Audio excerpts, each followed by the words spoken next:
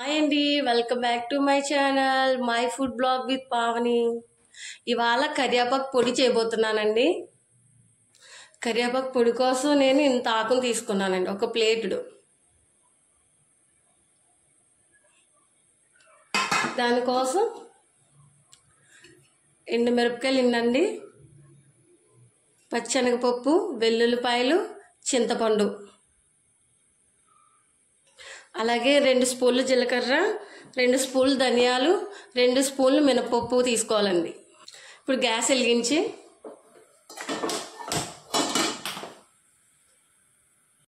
కళాయిలోనికి ఈ టీ స్పూన్తో 3 స్పూన్లు ఆయిల్ అండి.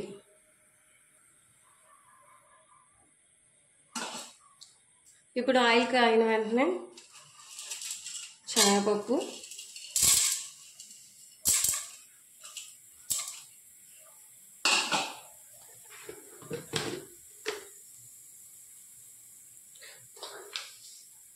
జీలకర్ర,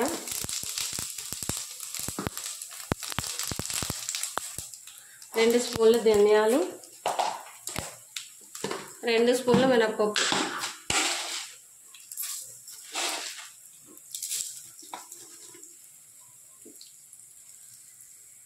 కలుపుకోవాలి.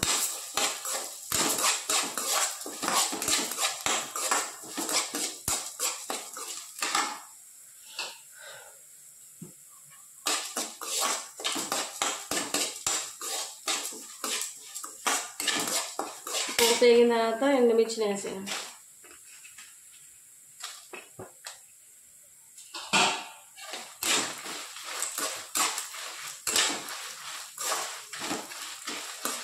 తక్కువ మంట మీద వేపాలండి.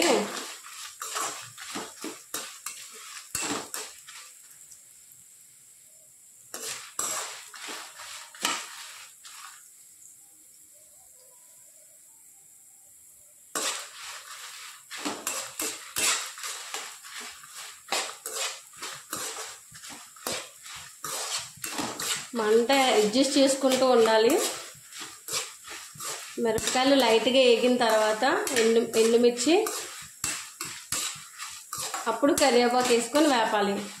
నేను ఉదయమే నీట్గా కడుక్కొని ఎండలో ఆరబెట్టి ప్లేట్లో పెట్టుకున్నానండి.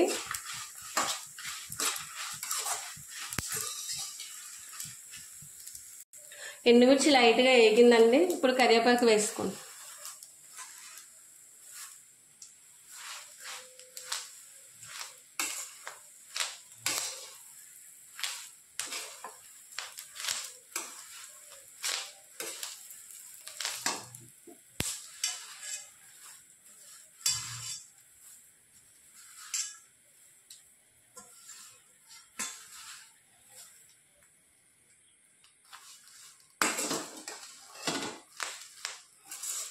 ఇలా కలుపుతూ ఉండాలండి. సిమ్లో పెట్టుకోవాలి, సిమ్లో పెట్టే కలపాలి. అప్పుడు మాడెట్టదు, మాడవాసన రాకూడదు, మంచి స్మెల్ వస్తుంది. కరివేపాకు మన హెల్త్కి చాలా అంటే చాలా మంచిదండి.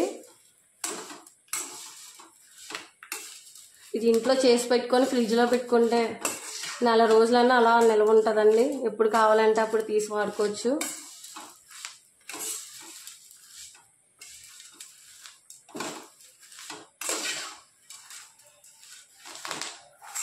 గాజు సీసాలో వేసుకుంటే బాగుంటుందండి. ఇది గాజు సీసా అయితే మంచిది, లేదంటే స్టీల్ డబ్బా.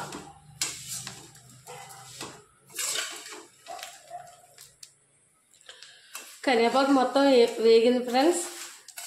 ఇప్పుడు మిక్సీ జార్లో వేసుకొని పొడిని చేసుకోవాలి.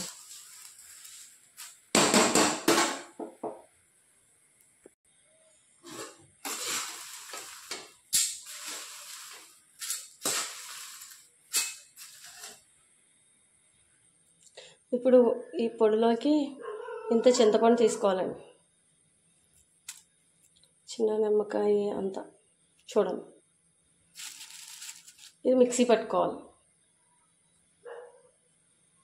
ఇప్పుడు ఈ పొడిలోకి స్పూనున్నర ఉప్పు తీసుకుందాం.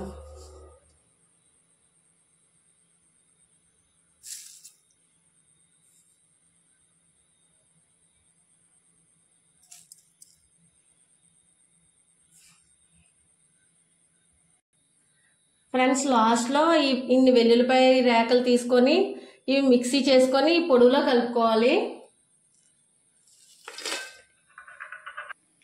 ఫ్రెండ్స్ ఇది మొత్తం ఇందులో కలిపేసుకోవాలండి.